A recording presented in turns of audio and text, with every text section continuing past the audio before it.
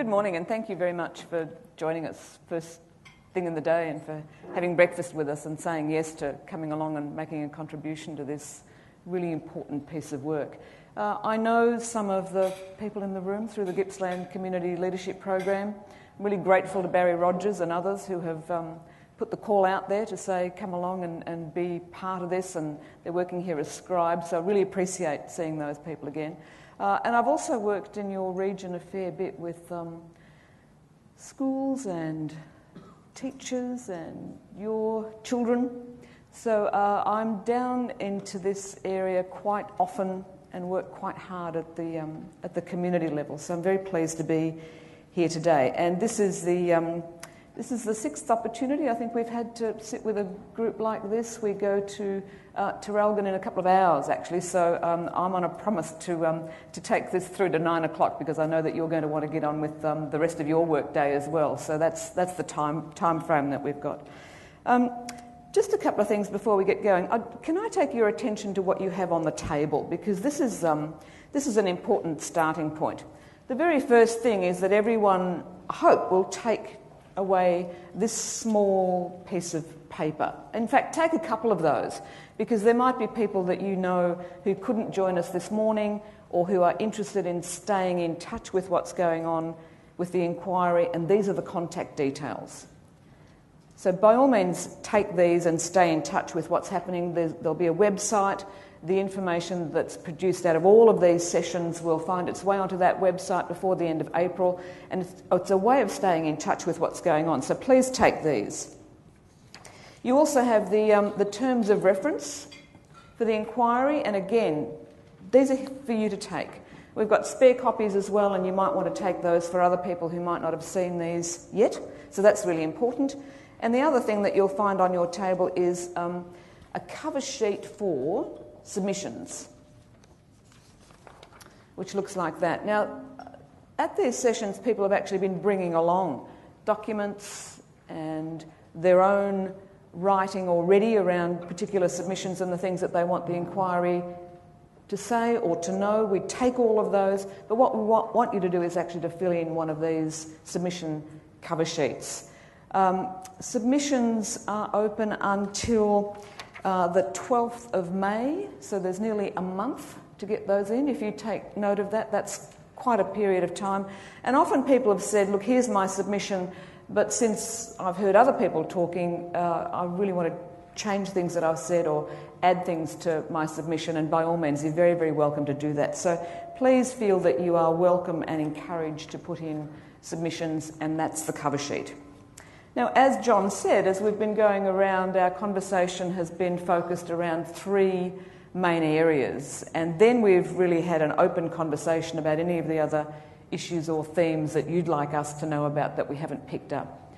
So on your table you also have 3 questions. And these 3 questions take us through what worked well in the lead up to, during the fire, straight after the fire. What, in your opinion, met your expectations, was what you expected would happen, hoped would happen, and did happen? So what worked well? The second question is, what didn't work so well?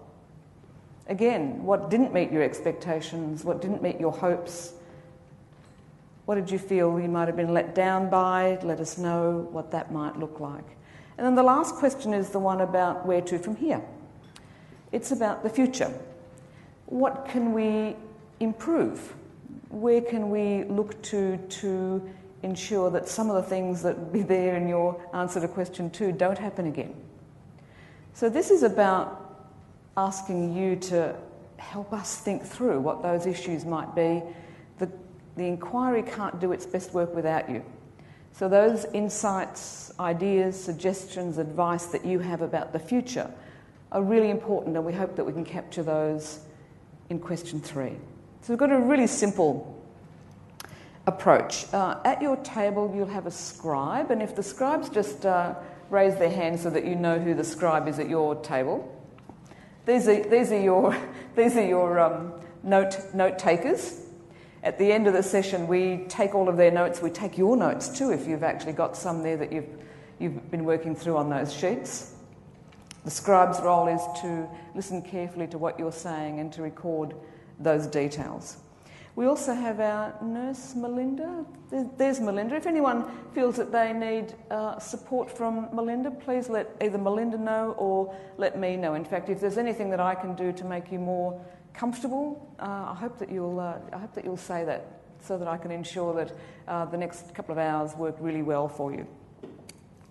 So what we've got is a really simple approach.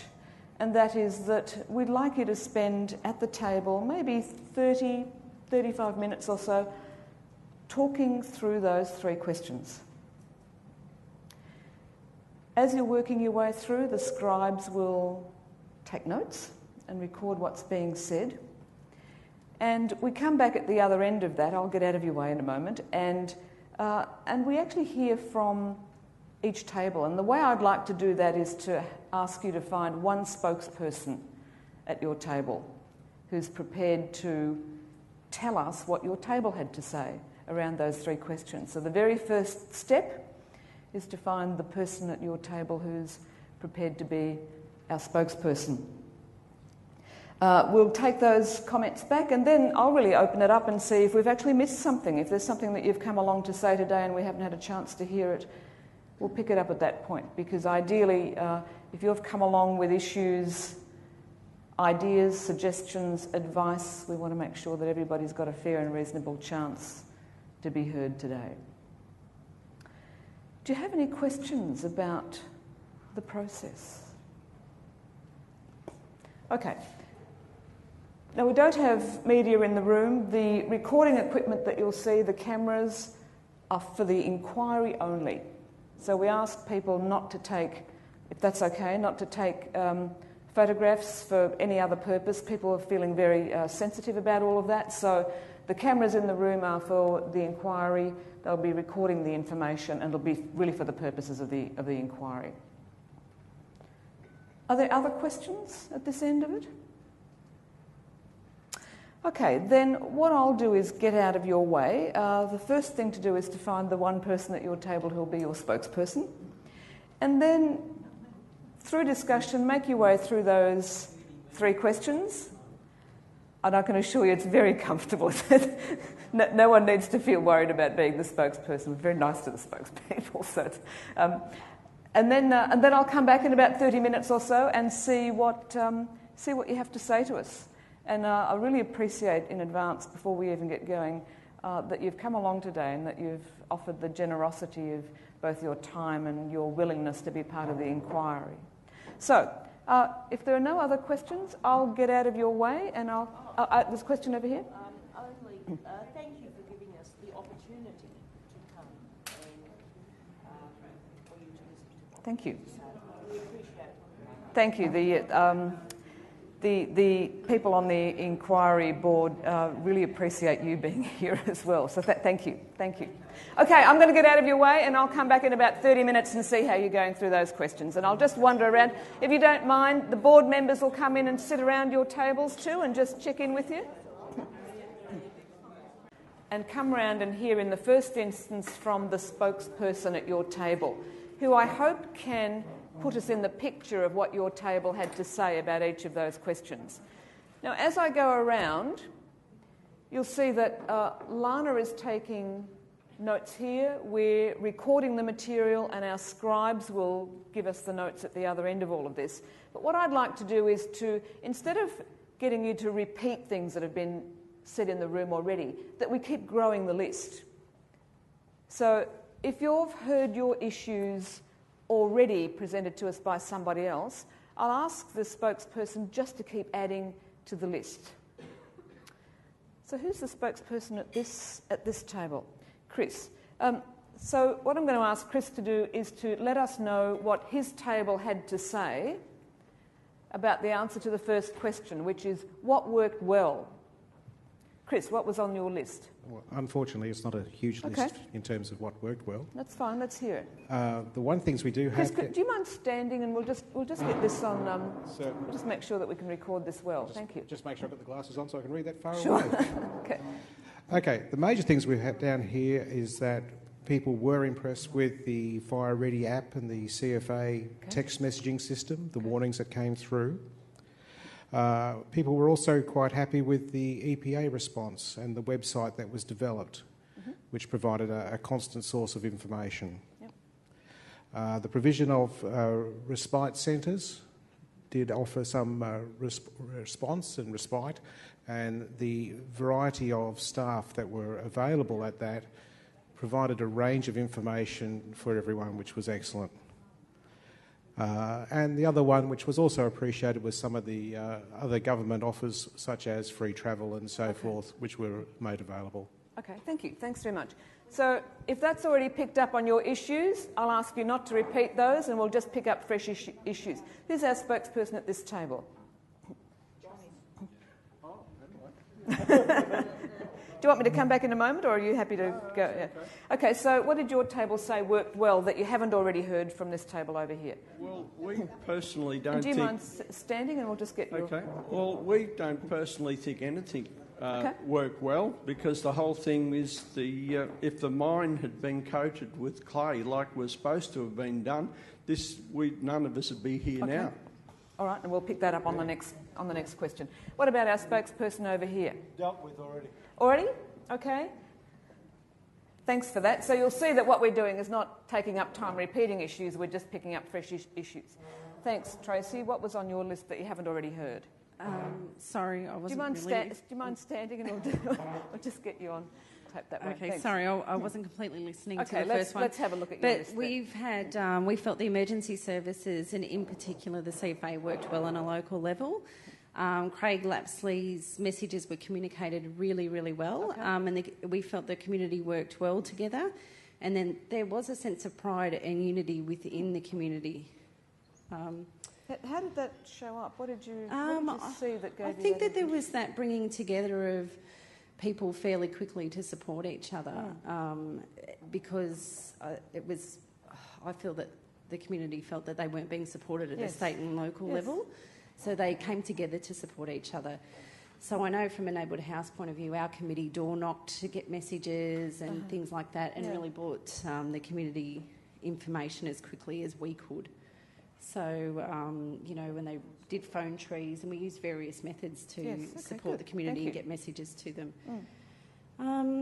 The other thing we felt was that rotating emergency services workers, and even though when they were off shift, they were still present within the community. And we felt that gave the community some reassurance as well, that people weren't doing their shift and then buggering off and leaving town, that there was that support there all the time. We also felt the grassroots agencies were the best responders to the incident. Tell us, what do you mean by grassroots The agencies that were on the ground were the quickest to see that there was issues, and they responded. These are the not-for-profit NGOs? The non-for-profit areas. They did respond by trying to get information through to state and local governments, and certainly trying to get information on the ground to the community. So we felt that they responded better than the state and local governments. Okay, thank you. Now, have we missed anything? Would anybody like to add to that list of what worked well? Oh, so I'll stay at this table and then I'll come over there. What else worked well? The only reason you missed it, Tracy, was you were busy writing. We said that we found the Morwell CBD trading group really positive. They represented community views really well. They were asking what people were experiencing and then conveying it back through media. And then, even when the yellow signs went up at the end to thank the CFA, they really did a good job of keeping the community proud of who they were. Oh, okay, thank you. Thanks very much. I'll come over here. And just anyone else, if you've still got something that you'd like to add to that list of what worked well or met your expectations or even exceeded them, let's hear about them. Jennifer? Just one thing I did forget. Do you mind standing, Jennifer? Sorry, it's just a little easier for us. When people were relocating or moving away from our south side, the police were very diligent in their police rounds.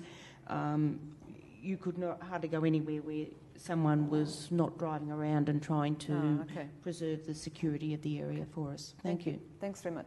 Anything else that you want on that list of what worked well? Okay, so let's start on the next question, which is what didn't work so well. And again, I might just start at this table and get Chris to start us off on that list. What didn't work so well? Blank piece of paper, please. Okay, unfortunately this is a little bit of a longer list. That's fine, because it might pick up on other issues that are picked up around the room. One of the first issues we had was that a number of our more elderly residents were quite confused and were rather wanting to stay at home. They weren't particularly in touch. And this raises a question of whether our reliance on text-based websites and so forth is appropriate to all age groups. The second part is certainly the DHS response. It was very discriminatory. It was based on whether or not you had a healthcare card. It was not based on the recommendations of the Chief Health Officer. So it didn't matter whether you were having children under 5, whether you were pregnant, whether you had asthma or whether you had a respiratory disease. The only thing that mattered to them was that you had a healthcare card. Okay, thanks. So that was very poor, and it caused a lot of discrimination amongst the residents and a lot of dispute. It was a very upsetting one. The second part of that, though, was that system was then abused. There was a number of people, for example, we were quoted, that would go to the bank, say, I now live in Morwell, I'll have a copy of my new bank statement with a Morwell address. Thank you very much, can I please have my relocation bonus? New television or a PlayStation later, and off they go. So, very poor in that regard. An inconsistency of the information, again from the Health Office. Classic one was, we go to the public meeting, there is no effects on the children, there is nothing to worry about with the ash. The next day they evacuate the schools. There's no effects, we won't deliver postal because it's too dangerous for our workers. There's no effects, but we're going to have a shorter working hours in the CBD. Somewhere along the line, the message was confused. It needs consistency. The other one that was confusing was also, we saw data appearing on the EPA website, particularly in relation to things like 2.5 in terms of dust and so forth. We never saw information which said, be wary at this level, this is what can occur. Now, I'll give you a classic example on that. I was absolutely sick of being housebound. Decided to go out in the shed and just cut up a piece of steel. Unfortunately, I picked a time when the PM rates were around about 2,500. And by the time I'd done 5 minutes on a hacksaw, I was just about gasping and retching on the floor with no oxygen. If you knew the effects and you could relate it to the time period, you wouldn't have put yourself in that situation. The other side of that too is that many of us had to live through this for 6 weeks. We had to stay at home. We didn't have the options. We're part of the working poor. We're those idiots who decide to pay taxes, who decide to cover our own childcare costs and try and provide superannuation so we're not a burden on the government. But when we ask the government for help, we get told you haven't got a healthcare card. So it was very disappointing that. And then the time frame of it, constant 6 weeks of living in that environment with no opportunity to change. You could go to a respite centre and then you came home and you slept for the next 12 hours inside that same environment. You know, there was no chance to completely remove yourself from it. In terms of those of us which were on rural properties, which affects a number of the people on this table here, one of the issues was the forced evacuation of people in that event. We go around and ask people to think about in terms of whether you are going to fight or flight in a fire situation. We then try and force them to leave. If you have a fire plan, if you have a methodology, if you are prepared, why are you being evacuated? The second part is, if you are being evacuated, usually the police are then putting up the roadblocks and stopping you access back into your property. And so, in this case, one of the gentlemen could not get a response, could not get water into his property because the police had blocked the road. Other guys were being prevented from going out to actually fight their fire because the police had blocked it and said you were not able to go to your property. Rather difficult decisions to understand. One of the other issues we've got is, again, with the CFA website, it shows you that there was a Hearns Oak fire. It doesn't show you where the fire front is. Okay. So you have no idea where the danger really lies based on what you see on that website. Other things, though, that did annoy us in the aftermath is some of the handouts we've seen from the government and from the local government. I do deeply thank them for their bucket, but I must say it hasn't really made my life better. The gloves were a slight assistance, I must admit. You know, I didn't mind the gloves, but the bucket didn't really help. And the other thing too is just simple things like going around washing the streets afterwards. It rained. Why did we pour money into that rather than looking after the people? Thank you. Thanks very much, Chris. So that was a very comprehensive list, and if it's already picked up on your issues, let's just add new and different issues to that list. The first thing we talked about really was that nobody anticipated that this fire was going to be a 6-week event. People from previous incidents thought it was going to be 2 weeks. Even the CFA, Craig Lapsey, at that stage was saying this will be over in 2 weeks. We kept on hearing that. So I think all the preparation was around a 2-week event. Yes. And no one thought this was going to go on for 6 weeks, and that explained a lot of the slow response from a lot of the organisations, including councils and stuff like that. We talked about fire infrastructure such as pumps, pipes, hydrants, sprays were effectively non-existent in a lot of the areas where there was exposed coal in the Morwell mine, and that was a serious issue of things that went wrong.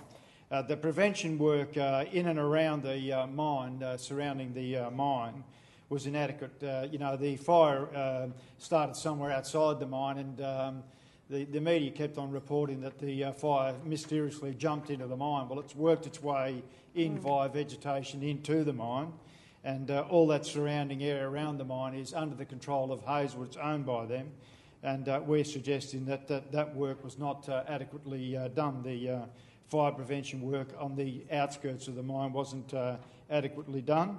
The electrical supplies to the existing pumps that were there was inadequate because one of the first things that happened is because of an electrical fault, Hazelwood was saying the pumps weren't working. Well, if you've got a mine, which is essentially a fuel supply, because one of the things we talked about was that day that fire occurred was every bit as serious and probably more so as Black Saturday back in 2009. Anybody that knew anything about fires knew we were going to have a very serious fire day that day, and to have pumps that are relying on only 240-volt supplies and haven't got adequate diesel and that sort of backup is a serious area that needs a good look at. The air quality monitoring, we felt that was inadequate. I mean, for an area like Latrobe Valley that's renowned for its air quality problems, you'd expect the EPA to have a whole range of monitoring systems in place at all times. The sense that we got was that they were putting them in unusual places to begin with, and the information from those was not good. And also the information on fine particle dust. There was a lot of talk about carbon monoxide, and there seemed to be a lot of monitoring about that, and that seemed to be adequate. But the information about fine particle dust, or this R2.5, only came out, I think, 2 weeks after the fire started. And even when it did, there was all sorts of methods that seemed to be used to try and put that in the background or, hide that in some way. And I think that was a real serious problem for this community. Thank you. Anything that we've not heard about that you'd like to add to our list that came from your table? We thought the response for evacuation and stuff like that was very, very slow. And as was mentioned over there, was selected to if you had a healthcare card. And the point I made earlier that the unused portion of the mine should have been coated with clay, and this was raised after the fire in the 70s that it was supposed to have done. Now, the mines department should have been supervising what was going on in that mine, and that work should have been completed, and then none of us would be here today. Thank you.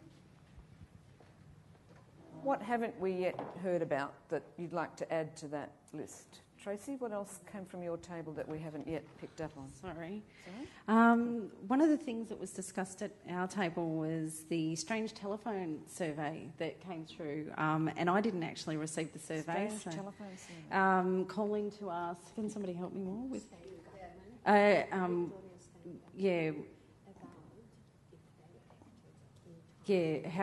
What the... It was an automated telephone survey that says, we want to ask... Thanks. Sorry. I received it twice. The first one, it was, would you like to undertake a survey about the Morwell mine finder, and then cut off. The next day I got a similar message and I was about to say yes, and it failed, but it was apparently being conducted by a private company. Oh, okay. Yes, and many people did receive this, but I tried to reply. I wasn't able. Okay, thank you. Can we have? We'll just keep going through this list here, and we'll pick up on anything that we've still missed. Thanks, Tracy. Sorry, I'm just going through. Sorry. Another thing that was brought up was the freeway closure prior to this event highlighted the fact the mine wasn't maintained to correct standards as that closure was caused by flooding. So that was something that was discussed at the table. And also the EPA site, I think we touched on it a bit over here somewhere, sorry. So we've picked up the PM2 was it a different issues that you had? Or well, only that they weren't actually on the site for weeks. There was lack of information about what it was and what they were actually monitoring. And it wasn't until it was, people were really song and dancing about what are we breathing that they started to put the information on the site. Okay. And the other thing that we had here is that it seemed to be that division of the town all the time and not taking into consideration that the air that they were breathing from this hazmat incident and the fire was affecting the entire community on all levels, not just, south of Commercial Road or anything like that. So we felt that was a big issue as well. But other than that, I think we've got everything's been covered. Now, was there anything else at this table? We'll give you the microphone. Some of the road closures, people... Janet, could you stand up, please, and let us know about your issue there? Some of the road closures, people were going back to their homes not knowing that the roads were supposed to be closed. And they were driving straight through roads that were supposed to be closed because of fire. Okay. And some people didn't get any emergency warnings on their phones. Hard, yes, thank you. Anything else at this table that we need to pick up on that didn't work quite so well? All right, and anyone else in the room that wants to add to that list because they haven't already heard their issue listed by one of the other tables? Thank you. What didn't work so well? Thank you.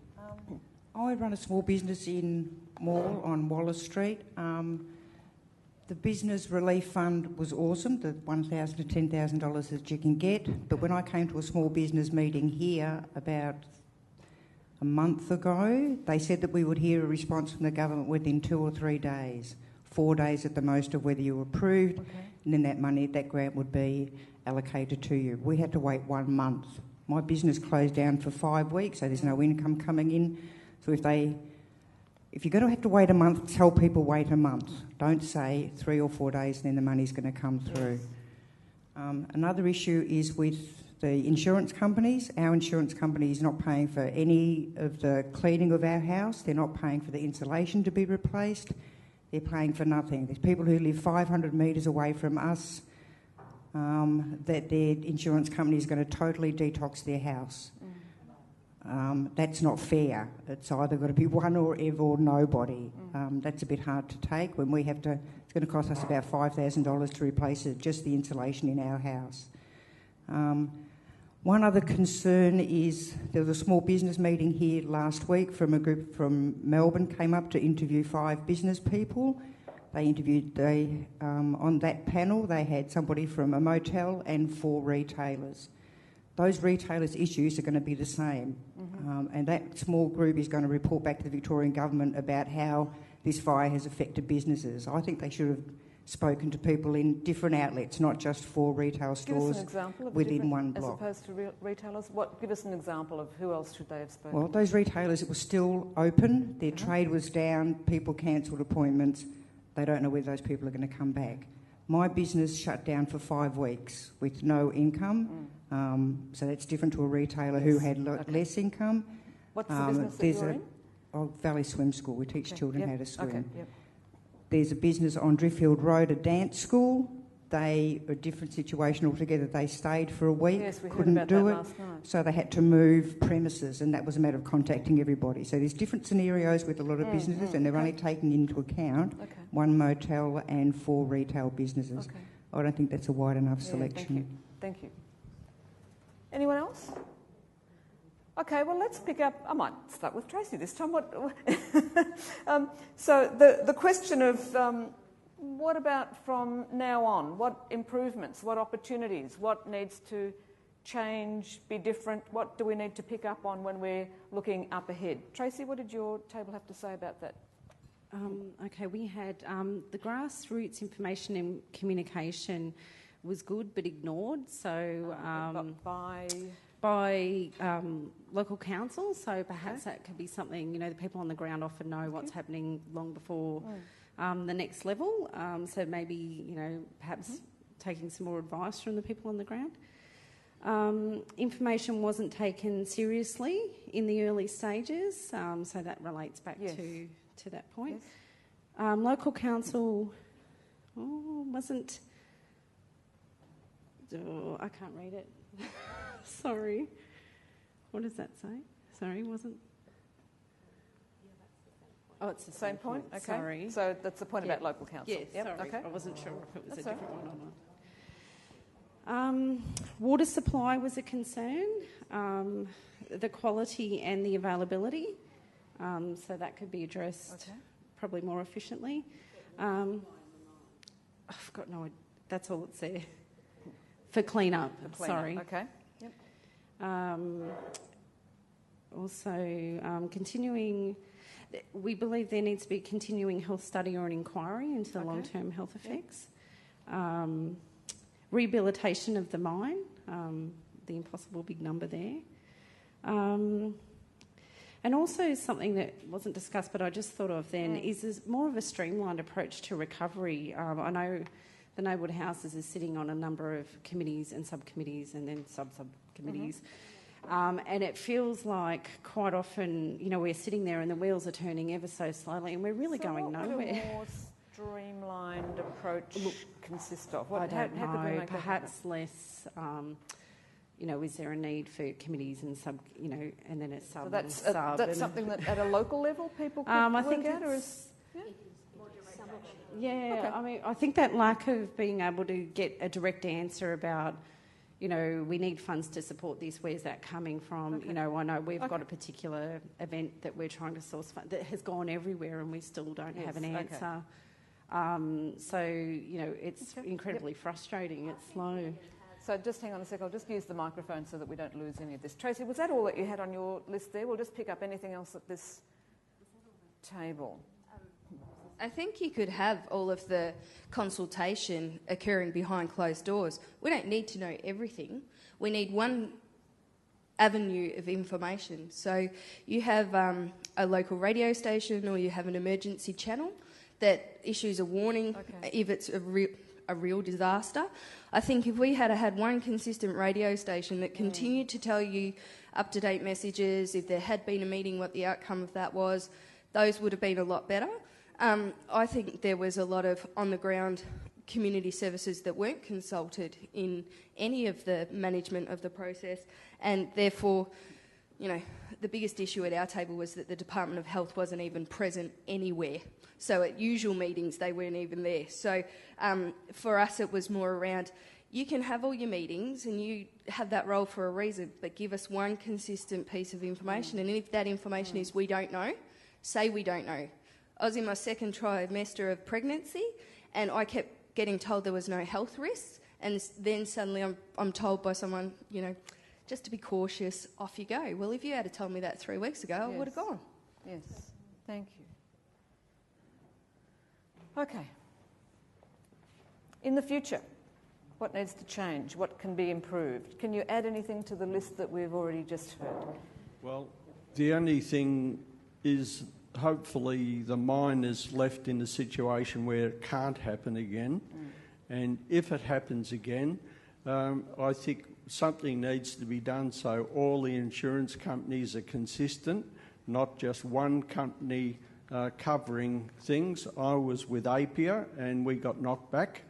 I appealed it and got knocked back again. So a consistent approach from insurance companies would be helpful for everybody, because there's a lot of clean up to do. Thank you.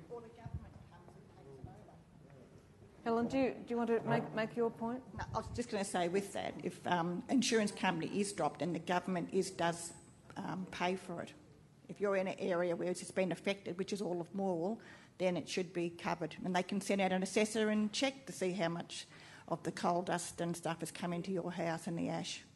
And then they can pay for it themselves. Okay, thank you. Thanks very much. What haven't we heard that you had on your list? Well, mine rehabilitation's been mentioned, but one thing we talked about, there needs to be a clear understanding of what mine rehabilitation means. It doesn't mean filling the mines up with dirt again. There's a lot of talk about we can't rehabilitate these mines because we haven't got the dirt. Nobody's suggesting that these mines should be refilled with dirt. We're talking about grading back the slopes and covering them with dirt so these fires can't occur. And we said that in the meantime, firefighting infrastructure needs to be in place at all times, and that's indefinitely. Even after the power companies leave, we can't be left with these fire risks in place when the power companies go. So what we're suggesting is mine rehabilitation is absolutely fundamental. And one thing we talked about as well is that the regulation at Hazelwood was probably followed. But the regulation that was put in place by DPI and organisations like that needs to be clearly looked at, because it's either been completely inadequate or it hasn't been followed. One or the other, someone was asleep at the wheel. Okay. Anything else at that table that we've missed? I'll just get you to stand again, if you don't mind, please. What's got to happen in future? Get Russell North out of our local parliament. Okay, let's complete our list. Anything that we haven't yet heard from that you folks picked up? Just a couple of small things we'd like to add to that list. Obviously, insurance has stayed on the list as everyone else has. Firstly, this was an unprecedented event, and definitely there are lessons to be learnt as a result of that. It's important that we capture the knowledge that has been gained on what was the best appropriate firefighting methods, what worked, and how do we do that, and access to that equipment. We need to make sure that we have the availability to be able to have a much faster response, firstly to the fire, and secondly to the community issues that are as a result of that fire occurring. The other part of it, which is if we're talking root causes, is that we have been subject to sustained arson attacks throughout this region. We've had the Ballara fires, the Darla, we've had Caligny, we've had numerous events now, and there has to be something done about that. Did you have a view about what might be done about that? I have no idea of the situation. I don't know if the individuals are known or unknown, but it is an ongoing threat. Okay, thank you. We missed anything at this table that you'd like to add? About the future? Jennifer, if you'd stand and I'll come on that side. When an area is deemed a health risk, it should be equal care for all. The blatant discrimination between the people, even just on the south side, I'm not just saying about the extra people over here, but because We aren't on a pension or a healthcare. Does that mean we aren't entitled to care? And after all, it's a health risk. It needs to be equal, or the government services need to actually come to our homes, make an appointment at whatever time, walk into our homes and assess how they can help us, rather than just say perhaps, oh, we knocked at the door. I only had one door knock the whole time, and I live just in the street over the other side there. So there was no contact with any of these health services or anything. Thank you. Now, I want to make sure, I know that we're getting close to 9 o'clock, which is our promised closing time, but I just want to make sure, particularly for anyone who hasn't yet had an opportunity to tell us what their issues are, that we actually pick up on some of those. I'll come over there. Particularly for people who haven't yet had a chance to tell us about their issues. Thanks, Stu. I'd just like to comment on accuracy of communication. I run the golf driving range in Tunners Lane. The first area hit in Morwell by the fire, evacuated on the Sunday. Unfortunately, the local radio station announced that we were burnt down. Now, I am still suffering from that particular exposure, in the sense that you've heard of the double whammy. I had a triple whammy. The fire hit, I was told, well, the radio station announced I was burnt down. The phone lines melted. People were trying to get in to find out whether I was still there or not. They couldn't get through for a fortnight. And then, of course, the smoke hit, and, of course, all the towns outside of Morwell weren't coming in. So I'm still recovering from that initial incorrect information by the media. Thank you. Thanks very much. Okay, anyone else as I'm coming back to the front of the room that wants to pick up on another issue that we haven't yet heard about? Is this something this is a new issue? And I'll come back, I'll end over there. Thanks. We mentioned arson as well, yes. and we didn't go any further on that. But if arson and extreme weather events that are predicted are going to be a thing of the future, yes, then it makes mine firefighting infrastructure and rehabilitation even more urgent. Thank you very much for that emphasis. I'll come over here. Is there anyone else that's got an issue? Okay, Lisa, I think you might be the last person to speak this morning. There is a group of people that I don't think have represented themselves very well. I work in a homelessness and family violence agency. So yes, a lot of people believe that homelessness and family violence only affect those who are on healthcare cards or pension cards. But it actually isn't. We have a lot of low-income earners that can't afford to live. And what has happened is crisis still goes on, whether or not there's a fire or whatever. So what happened for us is if anybody was experiencing family violence or homelessness, we had to accommodate them in Sale or Druin, because we couldn't get any accommodation locally because of all of the emergency services and departments that were staying in the area.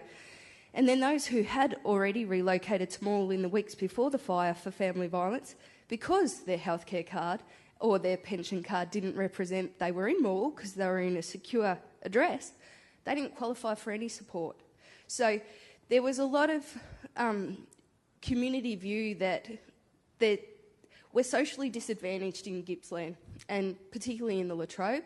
We had a thriving experience when I was younger and we got it from being a part of a coal mining industry. It's not the same anymore.